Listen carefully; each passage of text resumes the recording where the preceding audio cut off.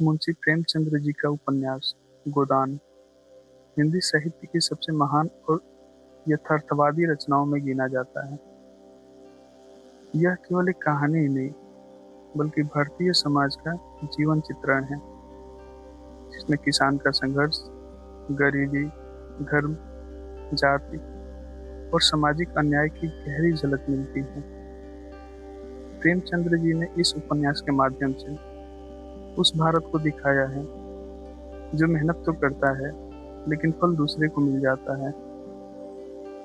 यह कहानी एक गरीब किसान होरी महतो के जीवन की है, जिसके भीतर एक ही सपना है, एक गाय खरीदना और गौदान करना। लेकिन यह सपना उसके पूरे जीवन का संघर्ष बन जाता है। कहानी शुरू होती है एक छोटे से गांव बिलारी में रहने वाले किसान होरी महतो से।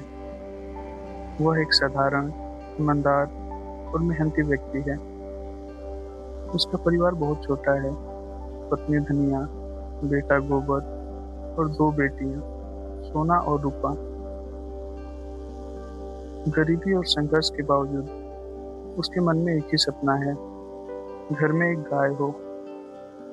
उस समय गांव में गाय रखना इज्जत का प्रतीक माना जाता है, और होरी की धार्मिक भावना यह कहती है कि गाय पालन ही गोदान का पुण्य है। एक दिन होरी अपने भाई हीरा के साथ जाकर घसा नामक एक गोचर से 3 रुपये में एक गाय खरीद लेता है। होरी और धनिया उस गाय को घर लाकर बहुत खुश होते हैं, परंतु उसका भाई हीरा, जो इससे ईर्ष्या करता है, यह सह नहीं पाता। वह गरीब है और उसके भीतर जलन और स्वार्थ का जहर भरा है। एक रात अचानक गाय मर जाती है। गांव में अफवाह फैलती है कि हीरा ने ही गाय को जहर दिया है। होरी के मन में भी शक होता है, लेकिन वह भाई पर आरोप नहीं लगाता। वह चाहता है कि परिवार में दरार ना पड़े। पंचायत बैठती है और उल्टा होरी पर ही दोष मढ़ दिया जाता है, क्योंकि वह गरीब है।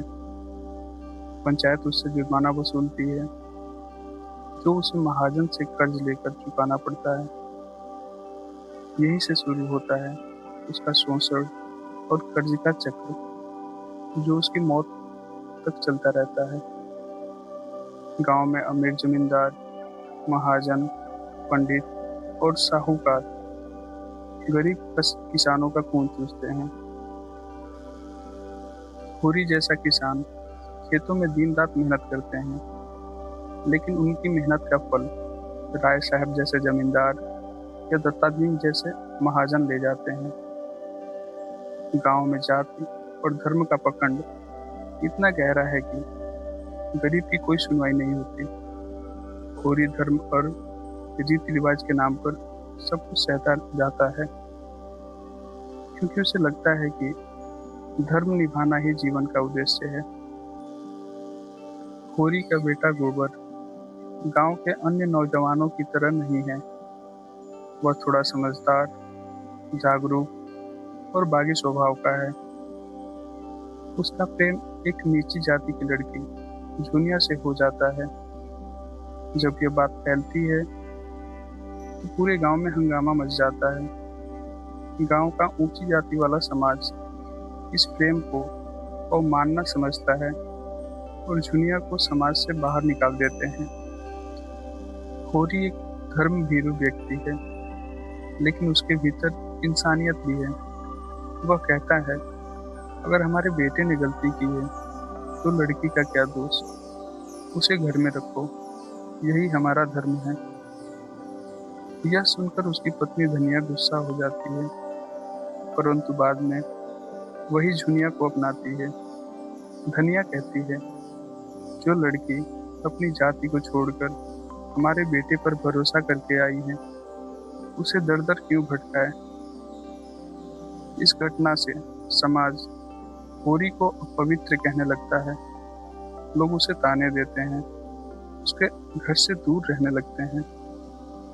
परंतु होरी और धनिया जूनिया को अपनी बेटी की तरह रखते हैं।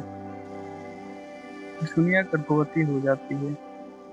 समाज के डर से गोबर गांव छोड़कर शहर भाग जाता है। वह लखनऊ में जाकर काम ढूंढता है। पहले होटल में बर्तन मांजता है, फिर धीरे धीरे समझदार हो जाता है।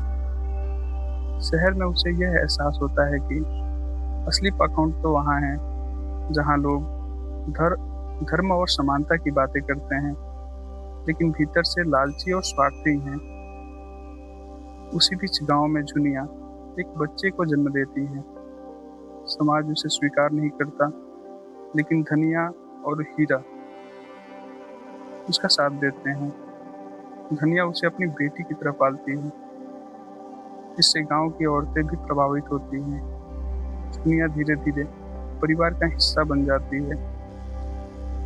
होरी के जीवन में एक के बाद एक विपत्तियां आती रहती हैं। पहले गाय का जुर्माना, फिर बेटी की शादी, फिर रोजमर्रा के खर्चे।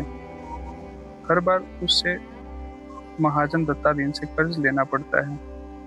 दत्तादीन ऐसा आदमी है जो गरीबों की मजदूरी का फायदा उठाकर ब्याज पर ब्याज वसूलता रहता है। बेटी की शादी के समय समाज के दिखावे के लिए उसे और पैसे चाहिए।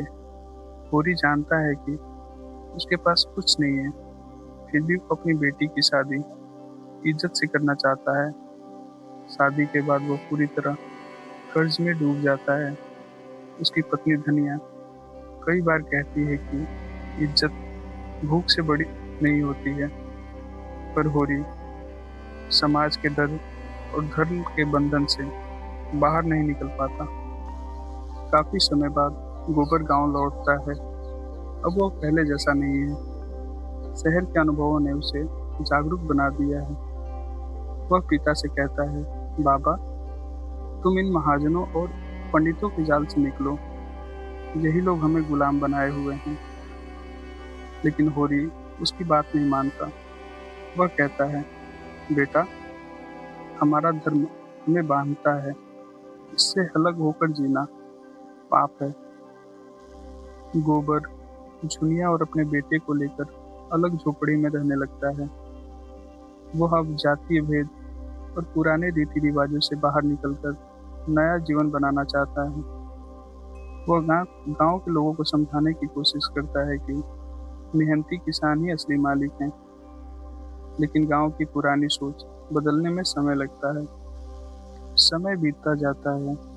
होरी का शरीर कमजोर होता जा रहा है, पर मन में एक ही बात बार बार उठती है, मैंने जीवन में बहुत कुछ सहा है, पर गोदान नहीं कर पाया। उसकी यह इच्छा केवल धार्मिक ही नहीं, बल्कि यह उसके जीवन का प्रतीक बन जाती है। गाय, जिसके कारण उसने सब कुछ खोया, वही उसके लिए मोक्ष का प्रतीक बन जाती है। तब उसके पास कुछ नहीं बचा। खेत महाजन ले चुका है, घर गिरवी पड़ा है, परिवार भूखा है। कुछ दिनों बाद वह बीमार पड़ जाता है। मरते वक्त उसकी पत्नी धनिया उसके पास बैठी है। वह कहता है, धनिया, मरने से पहले मैं गोदान करना चाहता हूँ, पर घर में गाय नहीं है, पैसा नहीं है। तब धनिया पंडित के पास जाती है और 3 पैसे देकर कहती है, यही हमारा गोदान है। यह दृश्य प्रेमचंद्र जी की लेखिका का चरम है। होरी के चेहरे पर शांति छा जाती है। वह मुस्कुराता है, उसकी आंखें बंद हो जाती है। एक गरीब किसान जिसने जीवन भर श्रम किया, अन्याय सहा, धर्म निभाया, वह बिना किसी शिकायत के मर जाता है, लेकिन उसका गोदान पूरा हो जाता है। इस कहानी में अगर आपको कोई भी बात दिल को छू गई हो, तो वीडियो को लाइक करें और कमेंट में बताएं कि आपको सबसे अच्छा हिस्सा कौन सा लगा। और हाँ, ऐसी ही कहानियाँ सुनने के लिए चैनल को सब्सक्राइब जरूर करें। Thank you.